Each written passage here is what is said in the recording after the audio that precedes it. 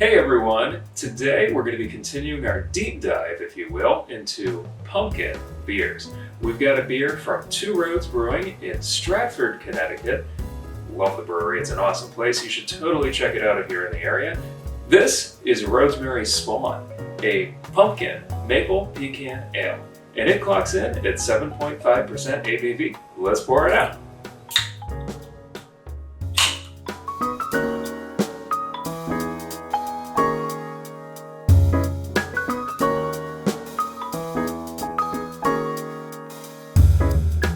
Alright, starting off with the color, it's a light brown color, maybe some hints of red in there, and it's not really translucent, maybe just a little bit in the lighter areas, but I wouldn't call it hazy either. Alright, next we're going to give it a sniff. Unlike what we usually get from pumpkin ales, where it's predominantly the spices that we'd associate with like a pumpkin pie or pumpkin spice latte, for a lack of better terminology. This has some other flavors in there, a little bit of a nutty smell, which obviously it's got pecan in it. I would also say there's a little bit of a maple flavor, but not predominantly in the smell. Let's go ahead and taste it. Not really getting too much of the pecan. Nice maple in the aftertaste, almost like some maple syrup on top of pancakes.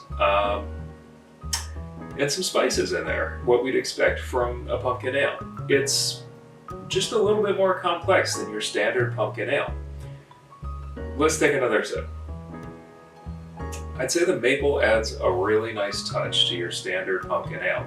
And I would say that because I was a little afraid that it either would be too faint, that it would, if you didn't know if it said it on the can, you wouldn't taste it, but I was also afraid that it would be way too strong, especially with the combination of pumpkin spice, maple, and pecan.